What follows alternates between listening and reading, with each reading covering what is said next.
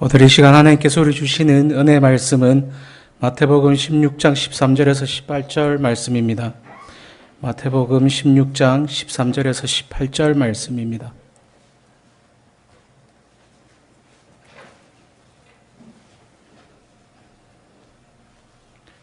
우리 다 찾으신 줄 알고 한 절씩 교독하시겠습니다. 예수께서 빌립보 가이사랴 지방에 이르러 제자들에게 물어 이르시되 사람들이 인자를 누구라 하느냐?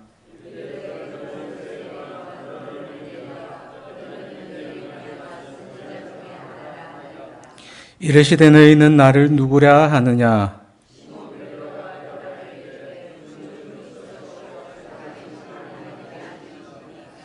예수께서 대답하여 이르시되 바요나 시모나 내가 복이 있도다.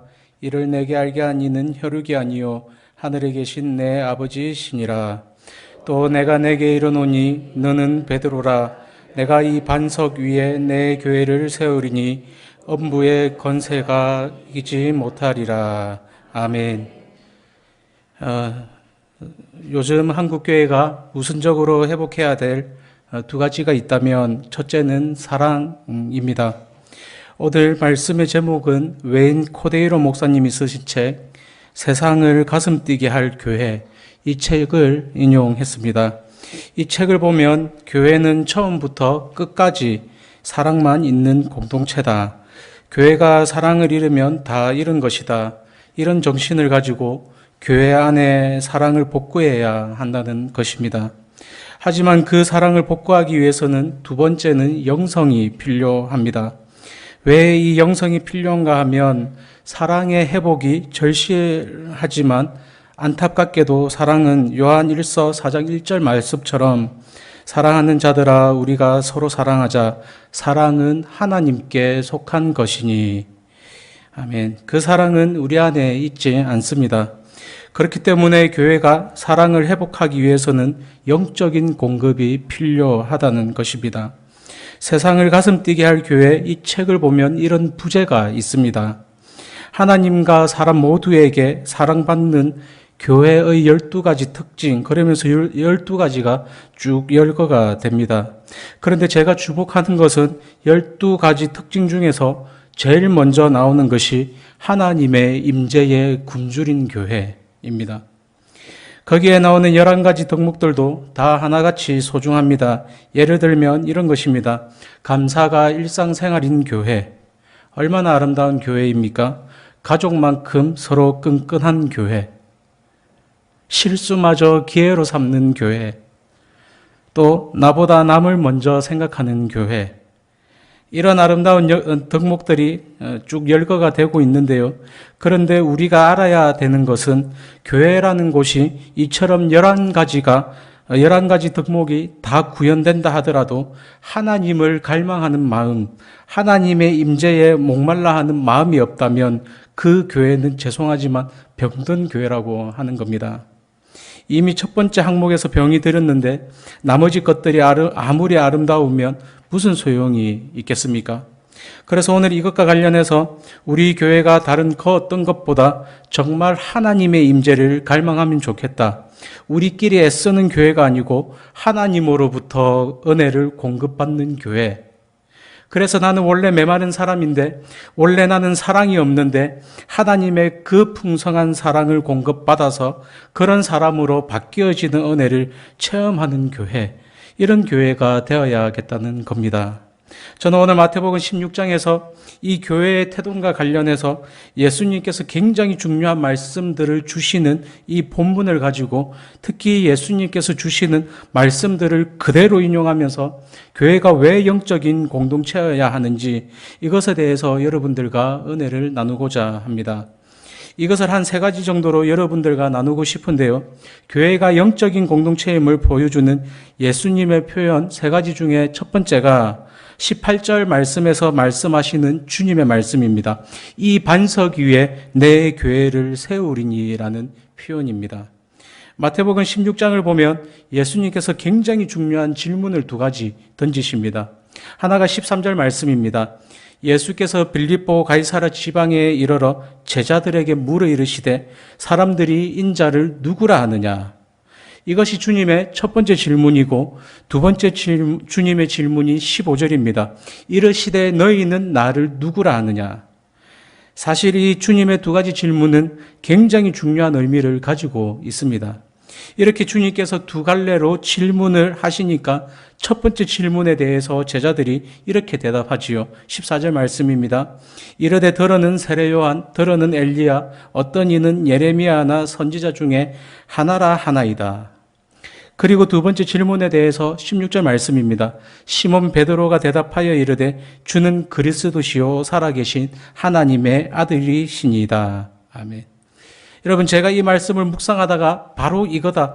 교회와 세상의 차이점이 뭐냐고 누가 저에게 물으신다면 교회가 복지재단을 많이 운영하고 구제 많이 하고 물론 해야 되지만 그게 교회의 본질은 아닙니다. 교회가 교회됨의 궁극적인 세상과의 구별은 바로 이 고백의 차이라고 하는 겁니다. 세상 사람들은 예수님을 훌륭한 4대 성인 중에 한 사람이다, 이런 생각을 하고 있을 때 아닙니다. 주님은 하나님이십니다. 주님은 그리스도이십니다. 주님은 내 인생의 주인이십니다. 이렇게 고백하는 사람들이 모여있는 공동체, 그게 바로 교회라고 하는 겁니다. 예수님께서는 그 베드로의 신앙 고백을 받으시고는 바로 18절에서 또 내가 내게 이르노니 너는 베드로라. 내가 이 반석 위에 내 교회를 세우리니 음부의 건세가 이기지 못하리라. 교회의 토대는 이 아름다운 베드로의 신앙 고백을 반석으로 시작된 공동체라고 하는 겁니다. 잘 아시겠지만 베이직 교회를 담임하시는 조정민 목사님을 알고 계십니까? 예. 방송국에서 뉴스 데스크 앵커맨으로 활동을 하시던 분이 오래전에 목사님이 되셨는데요. 최근에 그분이 쓰신 책을 보니까 자기가 예수님을 믿게 된 간증을 하는데요. 참 재미있게 읽었습니다. 이분은 굉장히 불교가 강한 집안에서 태어났습니다. 그러니까 우리로 치면 모태 불교 신자입니다. 뱃속에서부터 불교를 믿던 분입니다. 그런데 이분이 불행하게도 예수님을 믿는 자매를 사랑하게 된 겁니다. 그 자매를 얼마나 사랑했던지 그냥 가문이슬로 당신 나랑 결혼해 주면 나 교회에 나가겠다, 그렇게 약속을 하고 결혼을 했습니다. 그런데 이분이 약속을 어기고 결혼을 하자마자 자기가 교회를 가기는커녕 아내도 못 나가게 한 겁니다. 그래서 예수 믿는 아내가 교회를 못 나가게 되고 그렇게 하다가 미국의 특파원으로 가게 되었는데요. 이분이 골프에 빠져서 매일 주말마다 골프 치러를 가는데요. 가족들에게 좀 미안하게 된 겁니다. 애와 아내는 맨날 집에 있고 자기는 골프 치러 가고 미안해서 이제 이 사모님 되시는 분이시겠죠. 너 교회 나가라. 그래서 이 아내가 교회를 다시 나가기 시작한 겁니다. 그런데 이게 이분이 학원을 만난 것이죠. 미국 생활이 다 끝나고 한국으로 돌아왔는데요. 자기가 주말에 이 골프도 치지 않는데 교회를 안 가야 되는데 다시 교회를 한번 나간 그 아내가 마음대로 되겠습니까? 그런데 이제 한술 더 떠서 그 아내가 어느 날부터 새벽 기도를 나가기 시작하는 겁니다. 자기가 알기로는 자기 아내는 저혈압 체질이라 새벽에 잘 일어나지도 못하는데 그 새벽 4시에 일어나서 새벽 기도를 자꾸 나가는데 이 목사님이 자꾸 이상한 생각이 들더라는 겁니다. 이 새벽에 나가서 뭐 하는지도 모르겠고 또 의심이 들고 교회 나간다 그러고 다른 데로 가는 것은 아닌가, 그런 생각이 들어서 이 목사님이 한 번은 이제 아내가 나간다는 교회를 몰래 따라서, 그리고는 2층 어딘가에 있는데 이게 가관이더라고 하는 겁니다. 새벽에 불 다 끄고 막 소리내서 기도를 하는데요. 이게 제정신이 아닌 것 같이 보였다는 겁니다. 그리고 이 방언 기도가 우리같이 믿는 사람은 늘 그것을 사모하는 꿈의 기도지만 안 믿는 사람 입장에서 그 새벽에 얼마나 무서웠겠습니까? 아라라라라 이러는데요. 막 이분이 그게 너무나 생소하고 낯설고 더럽고 그랬을 겁니다. 그래서 이 조정민 목사님이 내 아내가 이런 이상한 저질 집단에 와 있단 말이냐? 그래서 이분이 그 당시로 뉴스 데스크 앵커맨을 하고 계셨기 때문에 그 교회를 취재해서 고발하기로 결정을 합니다. 새벽마다 이 교회를 파헤쳐서 카메라 출동해 내려고 취재를 하러 맨날 오는 겁니다. 그런데 이제 4일째를 나오는데 여러분, 이 기자 정신이 얼마나 날카롭습니까? 우리처럼 은혜 받으러 온 게 아니고 이것을 분석하러 왔으니까 긴장하고 앉아 있는데요. 그분의 입장에서 너무나 난감한 일이 벌어진 겁니다. 그날 사람들이 모여서 노래를 부르는데 우리가 말하는 찬양, 찬송가 539장, 이 찬양을 듣는데 너 예수께 조용히 나가 내 모든 짐 내려놓고, 이 찬송을 부르는데 자기가 의도하지도 않았고 자기는 그쪽을 갈망하지도 않았는데 자기 눈에서 갑자기 눈물이 툭툭 떨어졌다는 겁니다. 특히 이 대목에서요. 주 십자가 사랑을 믿어 제 사함을 너 받으래라. 자기 의지와 아무 상관없이 갑자기 눈물이 몇 방울 주르륵 떨어지는데요. 갑자기 일어난 일이라 자기도 너무나 당황이 되고, 그러는데 한번 눈물이 터지니까 본물 터지듯이 눈물이 막 쏟아졌다는 겁니다. 자, 여러분 한번 생각해 보십시오. 이런 일이 왜 어떻게 가능할까요? 그날 이 앵커에게 무슨 일이 있었기에 자기 감정과는 상관없는 그런 일이 일어나게 되었을까요? 바로 교회가 영적인 공동체이기 때문에 그렇습니다. 그래서 그 신비로운 현상을 자기가 경험하고 이제 내가 예수가 누구인지 좀 알아봐야 되겠다. 그래서 이분이 성경을 읽기를 시작합니다. 예수님이 누군지 알아가려고. 그래서 이분이 성경을 읽기를 시작하는데요. 1년에 무려 5독 5번을 읽었다는 겁니다. 일독도 안 한 성도님들이 계시면 이게 역사가. 그래서 이분이 성경을 읽으면서 초점은 예수님은 누구신가? 그렇게 예수님이 누구인지를 알아내려고 성경을 읽다가 자기 표현으로 오독을 하는 과정에서 진리를 만났다는 겁니다. 이분이 성경에서 인격적으로 예수님을 만난 겁니다. 그러면서 그 책에서 자기가 만났던 예수님을 필려가는데요. 이분이 이런 표현을 사용합니다. 기독교가 종교였다면 나는 불교를 떠나지 않았을 것이다. 기독교가 종교였다면 나는 불교를 떠나지 않았을 것이다. 그러면서 메타릴리전이라는 표현을 씁니다. 메타라는 이 단어는 우리말로 말하면 무엇을 초월한 혹은 무엇 이면에 이런 뜻을 가지고 있습니다. 그러니까 이 메타릴리전이라는 이 표현은 그분의 표현대로 예수는 종교 그 이상의 것이다라고 하는 겁니다. 예수는 종교 그 이상입니다. 사랑하는 성도 여러분, 제가 그분의 간증을 보면서 마음 아픈 게 뭔가 하면 현실적으로 교회가 이 메타릴리즘, 예수는 종교 그 이상이다, 이것을 보여줘야 하는 게 교회인데 오늘 그 기능이 제대로 작동되지 않으니까 마음이 아픈 것이죠. 그러면 어떻게 하면 이게 회복이 될까요? 반석 위에 교회가 세워졌다면 그 반석을 어떻게 해야 회복이 되겠습니까? 그 반석 위에 세워진 교회의 근본적인 이 반석이 베드로가 했던 그 놀라운 신앙 고백, 주는 그리스도시라고, 주는 하나님의 아들이시라고, 주님은 내 인생의 주인이시라고, 교회는 이 베드로의 신앙 고백이 우리를 통하여 선포되고 회복이 될 때에 교회로서의 기능이 살아난다는 겁니다. 그런가 두 번째로 교회가 영적인 공동체임을 보여주는 예수님의 표현이 하나 더 있습니다. 17절 말씀입니다. 이를 내게 알게 한 이는 혈육이 아니요 하늘에 계신 내 아버지시니라. 이것은 하나님의 주도성, 주님이 강조하시는 표현인데요. 한번 구조를 가만히 한번 보십시오. 16절에서 베드로가 주는 그리스도시라고, 살아계신 하나님의 아들이라고 고백을 하니까 18절에서 예수님께서 이렇게 말씀하십니다. 이 반석 위에 내 교회를 세우리니. 그런데 그 바로 앞에 17절에서 예수님께서 하신 말씀입니다. 예수께서 대답하여 이르시되 바요나 시모나 내가 복이 있도다. 이를 내게 알게 한 이는 혈육이 아니요 하늘에 계신 내 아버지시니라. 지금 예수님께서 처음으로 에클레시아, 교회라는 말씀을 주시는데요. 그 말씀을 주시기 바로 직전에 17절에서 왜 이 말씀을 주셨을까요? 교회는 베드로가 고백한 그 신비로운 고백, 주는 그리스도시요 살아계신 하나님의 아들이라는 이 고백을 하는 공동체이지만 더 중요한 것은 그 고백이 혈육에서 나온 것이 아니고 인간적인 지혜나 지식에서 나온 것이 아니고 하나님이 주시는 것임을 인정하는 공동체라고 하는 겁니다. 이렇게 교회는 그 출발 자체가 하나님의 주도성을 강조하면서 태동된 게 교회라고 하는 겁니다. 그래서 기독교 역사적으로 정통적으로 교회를 이렇게 정의합니다. 교회는 부름받은 하나님의 백성들의 모임입니다.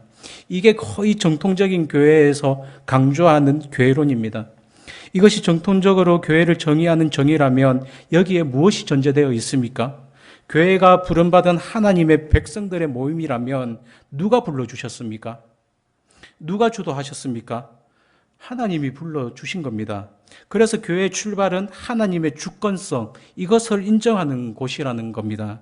그렇기 때문에 교회에서 누구든 하나님보다 인간 그 누군가가 더 중요해지는 그때부터 타락이 시작되는 겁니다. 여러분, 교회라는 곳은 내가 필요해서 있는 게 아닙니다. 하나님만 계시면 됩니다. 하나님이 계시는 교회는 하나님만 떠나지 않으시면 되는 겁니다.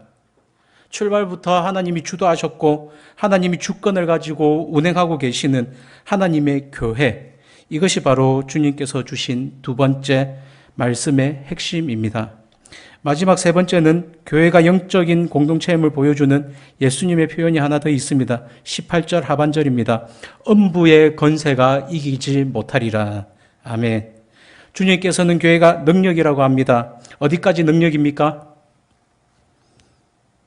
음부의 권세를 파기까지 능력이라고 하는 겁니다. 오늘 한국교회에 이 권세가 잘 나타나지 않습니다. 요즘 저는 교회들마다 분쟁이 일어나고 다툼이 일어나고 요즘 저는 새삼 이 음부의 권세의 위력에 너무 위축이 되어 있는 것을 종종 발견하게 됩니다. 이게 만만한 존재가 아니지요. 얼마나 교활한지 사람 마음을 이간질시키고 거기에는 달인 중에 달인인데요. 사람의 마음을 이간질시키고 오해시키고 그렇게 마음을 갈라서도록 만드는 일에 이 악한 권세는 달인인데 거기에 놀아나는 우리는 아마추어 중에 아마추어입니다. 그러면 어떻게 하면 우리가 주님께서 오늘 교회를 주시면서 했던 이 말씀, 음부의 권세가 이기지 못하리라는 이 놀라운 말씀을 어떻게 하면 회복할 수 있을까요? 교회의 역사를 한번 쭉 보십시오. 사도행전 2장에서 교회를 주시는 과정을 보면 사도행전 2장 2절 후반부에서 너무나 아름다운 사랑의 공동체로 교회가 출발을 하는데요. 그 출발하기 바로 앞전에 2장 초반절에 보면 강력한 성령의 임재와 성령의 주도하심이 필요되고 있습니다. 사도행전 2장 2절에서 3절 말씀입니다. 호련히 하늘로부터 급하고 강한 바람 같은 소리가 있어 그들이 앉은 온 집에 가득하며 마치 불의 혀처럼 갈라지는 것들이 그들에게 보여 각 사람 위에 하나씩 임하였더니. 여러분, 이처럼 교회는 처음부터 강력한 성령님의 흡입력, 강한 성령님의 영향력, 강한 성령님의 일하심으로부터 그렇게 태동된 게 교회인 줄로 믿습니다. 어떤 강력한 종교 지도자로부터 시작된 게 아닙니다. 그렇게 성령의 강력한 역사하심을 2장에 필력하고 2장 후반부에 성령의 보호 아래서 서로 사랑하는 모습이 필력이 되고 그렇게 하고 끝나지 않습니다. 바로 3장으로 넘어가면 거기에 어떤 사건이 기록되어 있습니까? 바로 교회 지도자들이 베드로와 요한이 하나님을 의지하여 하나님께 시간을 정해 기도하러 가다가 성전으로 가다가 나면서부터 장애를 갖고 있던 일어서지 못하는 어떤 장애인을 고치시는 그 과정에서 사도행전 3장 6절에서 이 놀라운 선포가 나오지 않습니까? 베드로가 이르되 은과 금은 내게 없거니와 내게 있는 것을 내게 주노니 나사렛 예수 그리스도의 이름으로 일어나 걸어라. 우리끼리 잘 지내는 것, 그게 한 교회의 모습이지만 교회의 본질은 아닙니다. 3장으로 넘어가셔야 됩니다. 예수 그리스도의 능력을 선포해야 됩니다.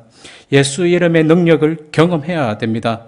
내 앞에 가로막혀 있는 수많은 장애물들을, 그래서 예수님은 종교 그 이상의 분입니다. 사랑하는 성도 여러분, 그저 명상하고 묵상하고 그 말씀이 참 좋다, 여기에 머무는 종교가 기독교가 아닙니다.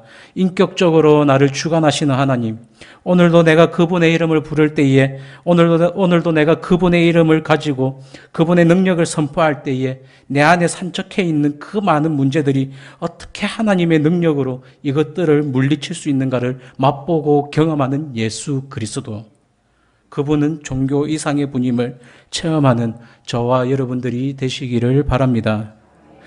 결론을 맺으면서 월간지를 보니까 이태영 기자라는 분이 하나님의 임재를 갈망하라, 이런 제목의 글을 썼습니다. 그 글에 이런 대목이 있습니다. 지금 만신창이 상태인 한국교회의 결의된 가치 가운데 가장 중요한 것은 임재의식이라 생각한다. 그러면서 이분이 최근에 북한의 지하교회에서 믿음을 생활하다가 탈북한 여성신앙인의 말을 소개합니다. 지하교회에서 신앙생활하던 기양 여성분인데 이렇게 간증을 합니다. 북한에서 믿음 생활을 하다 보면 하루도 성령의 역사를 느끼지 않는 날이 없습니다. 하나님이 함께해 주신다는 임재의식이 없다면 동토 같은 그곳에서 도저히 믿음을 유지해 나갈 수 없습니다. 신앙생활을 하다가 들키면 사형, 적결 처분당하는 그곳에서 어떻게 신앙을 유지해 나갈 수 있겠습니까? 그것은 시마다 때마다 함께해 주시는 성령의 임재를 경험하기 때문이 아닐까요? 그랬던 그분이 종교의 자유를 누리려고 한국으로 왔는데 그 다음 한번 들어보십시오. 그러나 막상 한국에 오니 오늘 역사하시는 성령의 역사, 생생한 하나님의 임재를 체험하기가 쉽지 않습니다. 그것이 괴롭습니다. 하나님의 임재가 잘 느껴지지 않는 교회, 반대로 지하교회 아무것도 없지요. 무슨 예배 절차가 있습니까? 들키면 사형인데. 그런데 거기에 가장 중요한 하나님의 임재, 성령님의 일하심, 오늘도 두려워 떠는 자기를 붙잡아 주시고 강권적으로 역사하시는 하나님의 일하심을 그가 북한에서 느끼고 살았다고 하는데, 그런데 가슴 아픈 것이지요. 사랑하는 성도 여러분, 교회의 회복은 사랑이 회복되어야 되지만 그 일이 가능하도록 인도해 주시는 하나님의 임재에 목말라하고 갈망하는 영성의 회복이 필요하다는 사실입니다. 이 두 가지가 회복되어서 다시 한번 부흥을 꿈꾸는, 부흥을 맛보는 예배의 기쁨, 교회의 기쁨을 맛보는 저와 여러분들이 되시기를 주님의 이름으로 축복합니다. 우리 기도하시겠습니다. 살아계신 하나님, 분명히 주님은 교회가 음부의 권세를 이길 강한 능력을 가졌다고 말씀하셨는데 하나님, 그 능력이 잘 나타나지 않는 가슴 아픈 현실입니다. 하나님, 하나님의 능력이 필요한 시대입니다. 음부의 권세를 제압할 강한 성령의 능력을 허락하여 주옵소서. 교회를 어지럽게 만드는 악한 권세들을 제압할 능력은 오직 예수 그리스도 그분에게서만 나오는 줄로 믿습니다. 그 믿음을 허락하여 주시고 상하고 찢겨진 마음들을 치료해 주시는 성령의 능력, 마음이 상한 자들을 만져주시는 그 은혜의 능력을 갈망하며 교회의 영광과 교회의 권세와 교회의 회복을 꿈꾸며 어디서부터 잘못되었는가를 돌아보며 회개하며 눈물로 회복을 기도하는 저희들 다 되게 하여 주옵소서. 하나님 아버지, 다시 한번 하나님의 영광이 우리 교회를 통해 나타날 것을 확신하는 아름다운 믿음의 공동체가 되게 하여 주옵소서. 감사하며 예수님 이름으로 기도드리옵나이다. 아멘.